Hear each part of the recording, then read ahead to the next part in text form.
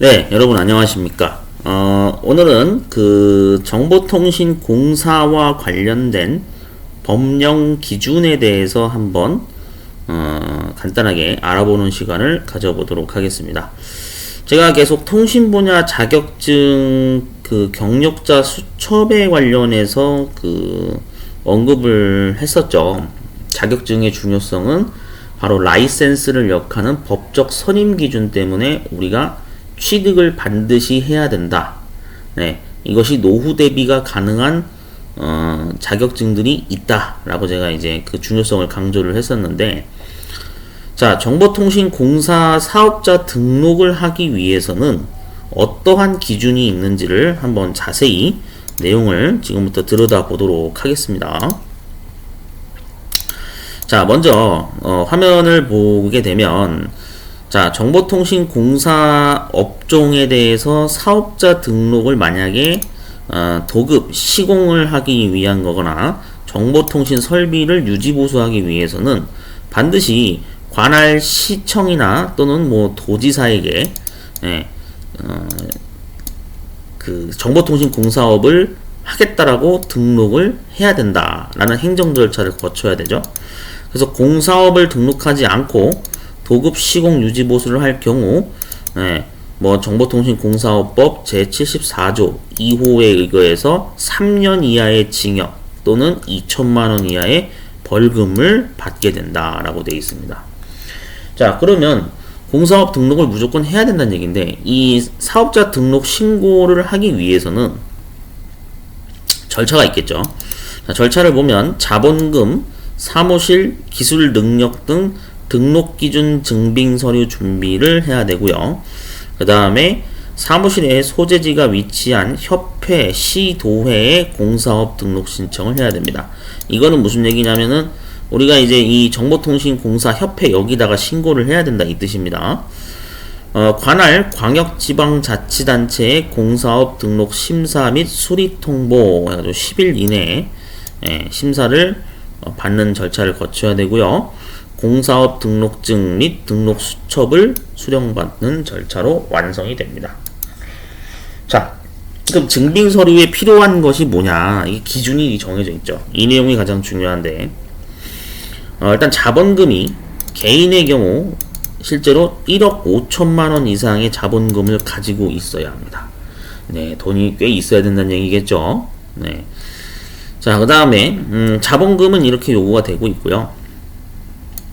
자, 기술 능력, 이게 이제 또 평가 항목의 필수 요소인데 4명 이상이 반드시 필요합니다. 사업자 등록을 하기 위해서. 자, 그러면 볼게요. 기술계 정보통신기술자 3명 이상. 그래서 3명 중 1명은 반드시 중급 기술자 이상이어야 한다라고 적혀 있어요. 네, 이게 굉장히 중요한 거죠. 우리가 기술자 그 경력 수첩의 등급을 나눌 때 초급, 중급, 고급이 있고, 그 다음에 맨 마지막 위에 제일 높은 게 특급이죠. 근데 사실 정확히는 초급보다 밑에 있는 단계도 이제 있습니다. 그게 바로 이 밑에서 얘기하는 가장 낮은 등급인 기능계 정보통신기술자 1명 이상이라고 해서 이제 기능사 자격증을 취득하신 경우에 발급받을 수 있는 게 바로 이 기능계 정보통신기술자거든요.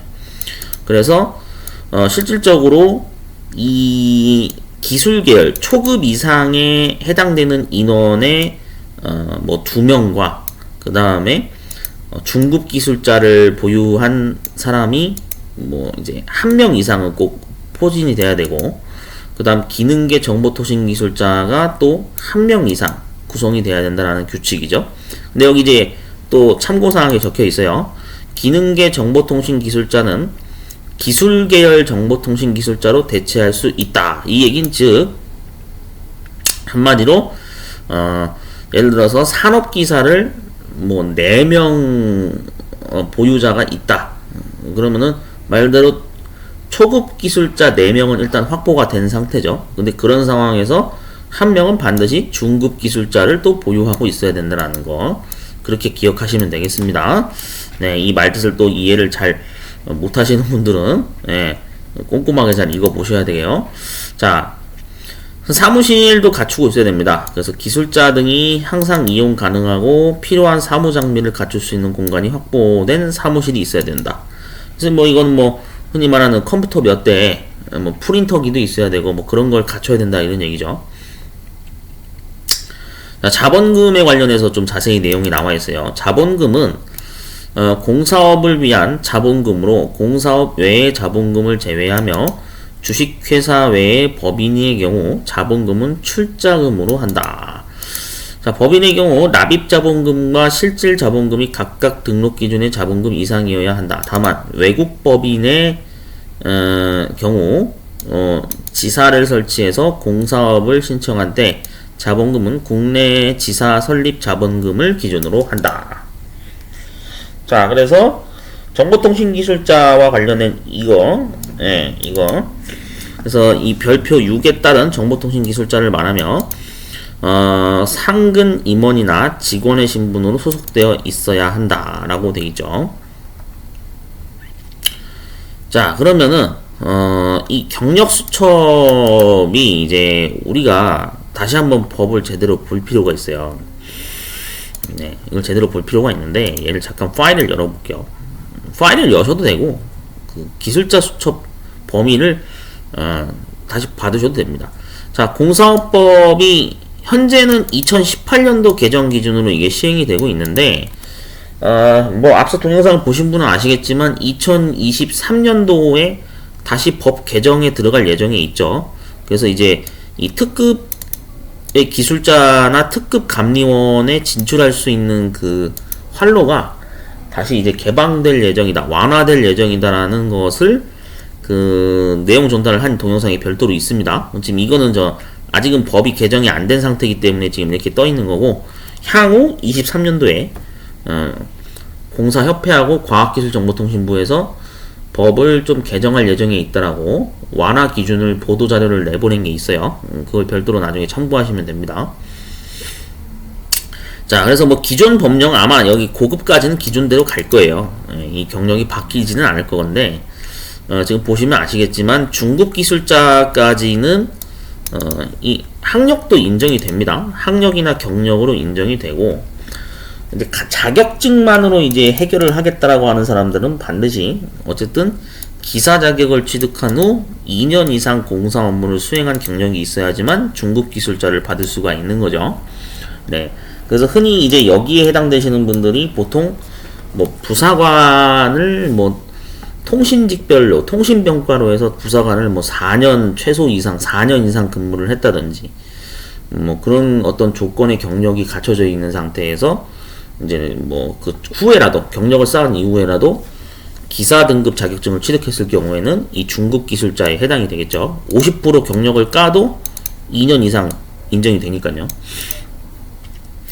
네, 그래서 뭐 산업기사 취득 후에는 뭐 5년 이상 공사 업무를 수행했다든지 이렇게 돼 있습니다. 기능사 취득 후 10년 이상. 자, 그래서 중급 기술자는 반드시 한 명이 있어야 된다는 게 아까 그 공사업 사업자 등록 조건에 명시가 돼 있었죠. 네, 맞죠? 이게 그러니까 기술계 정보통신 기술자라는 거는 초급, 중급, 고급까지가 해당이 되는 겁니다. 아시겠죠? 그러니까 초급 기술자도 상당히 중요한 역할을 하는 거예요. 왜 사업자 등록 조건에 그게 명시가 돼 있으니까. 네, 최소 초급 기술자는 2명은 있어야 된다 이거죠. 자, 그 다음에 아까 저기 그 얘기했던 것 중에 기능계 정보통신 기술자라고 하는 게 있었죠. 맞죠?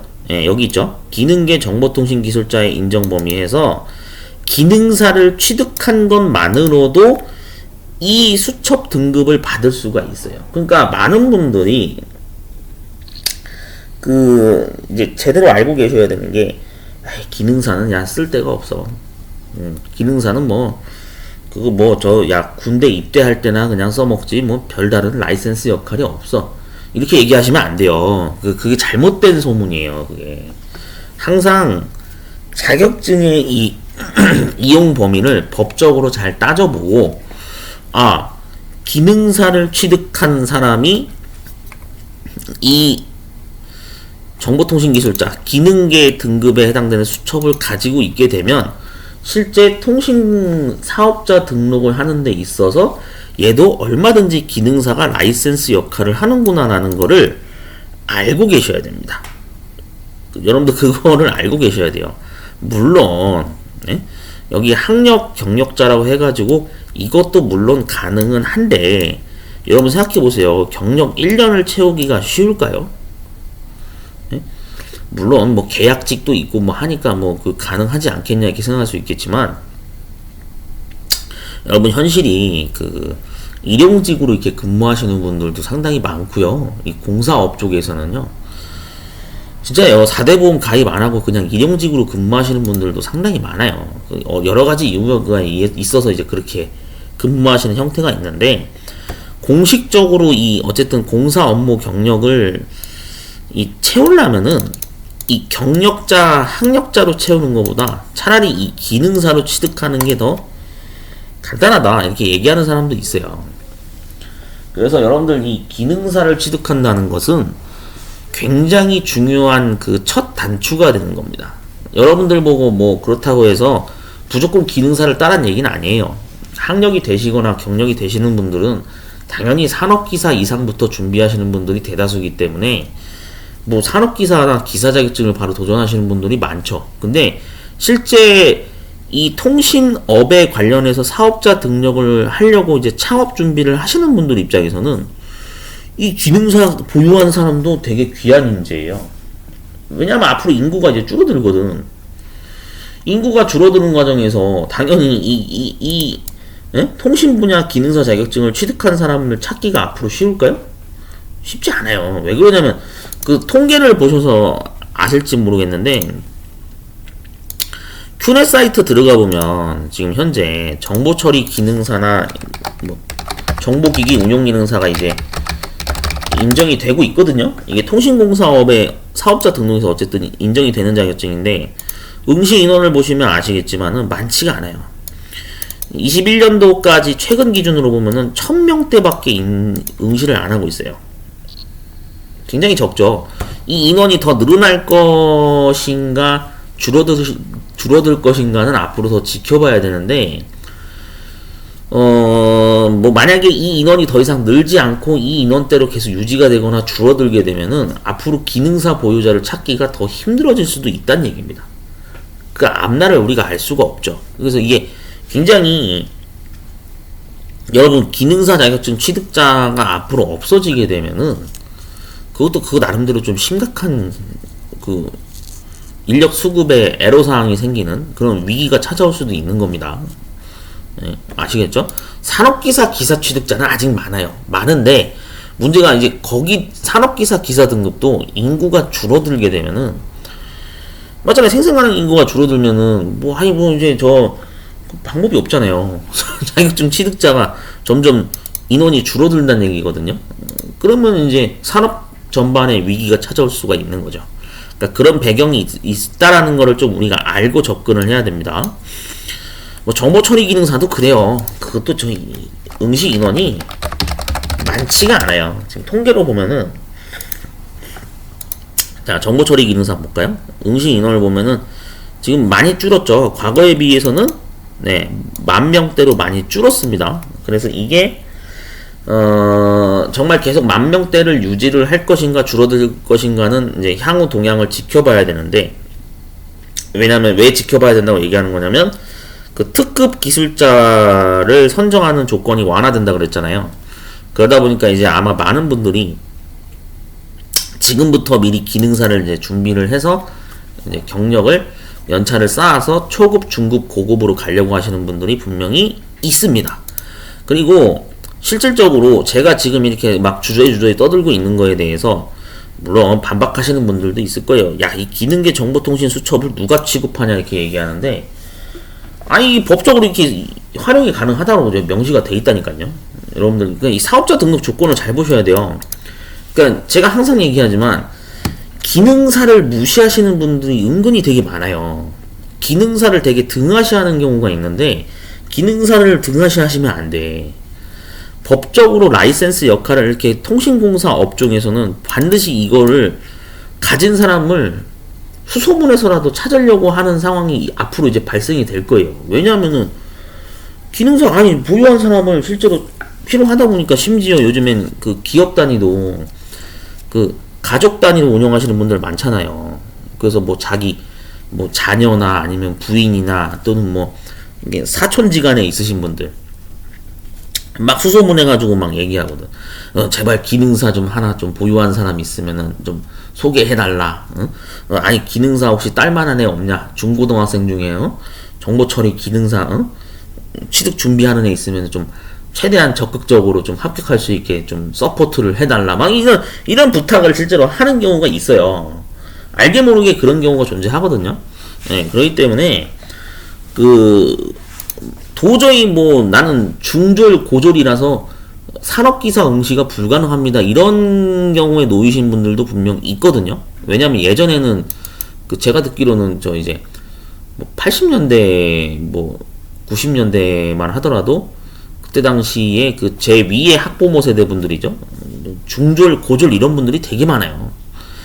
대졸자가 없어요. 그래가지고 그런 학력이 되게 낮은 현재 상태로 있으신 분들도 있기 때문에 그런 분들은 기능사를 준비할 수밖에 없거든. 그 방법이. 그런 어떤 환경에 놓이신 분들이 있어요. 네, 그러다 보니까 이 공사업 등록을 실제로 하려고 하는 당사자분들이 이걸 되게 많이 찾아요.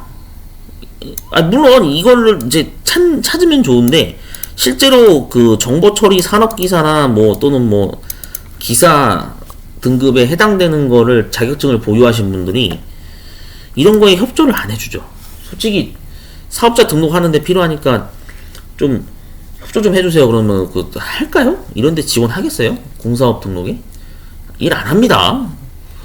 예, 통신공사업 쪽에 이렇게 일하는 기업체에 지원 안 하죠. 대다수의 분들이 산업기사 기사 취득 목적이 공공기관 취업이나 관공서 뭐 공무원 경력 경쟁 채용이나 뭐 이런 되게 대기업 취직 뭔가 이런 어떤 비전이 높은 그런 경쟁력 있는 기업체 취업을 할 목적으로 기사 취득이나 산업기사 취득을 많이 하지 이런 통신공사 업종에 해당되는 여기 분야는 제가 저번에도 말씀드렸듯이 인식 자체가 3D 업종 취급을 좀 많이 하거든요.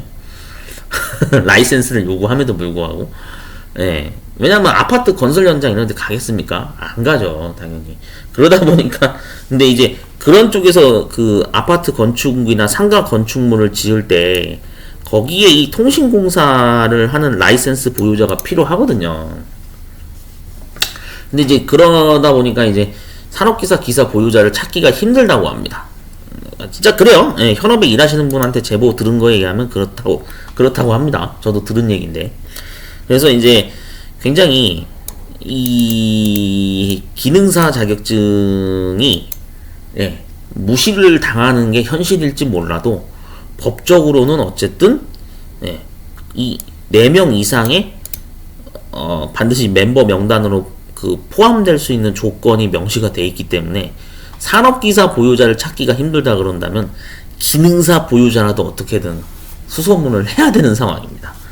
그런 어떤 백그라운드가 있다라는 거를 좀 여러분들이 인지를 하시고 그러면은 이 기능사가 결국에는 이 밥벌이를 할 수 있는 수단으로 어쨌든 쓰이는구나. 이런 분야에 있어서 좀 알고 계시면 좋을 것 같아요. 그래서 굉장히 이 공사업법에 명시되어 있는 내용을 읽어보면 재미난 내용들이 참 많이 있습니다. 그래서 이 자격증이라고 하는 것은 굉장히 중요한 거예요. 그러니까 여러분들 항상 저는 이제 그렇게 강조하거든요.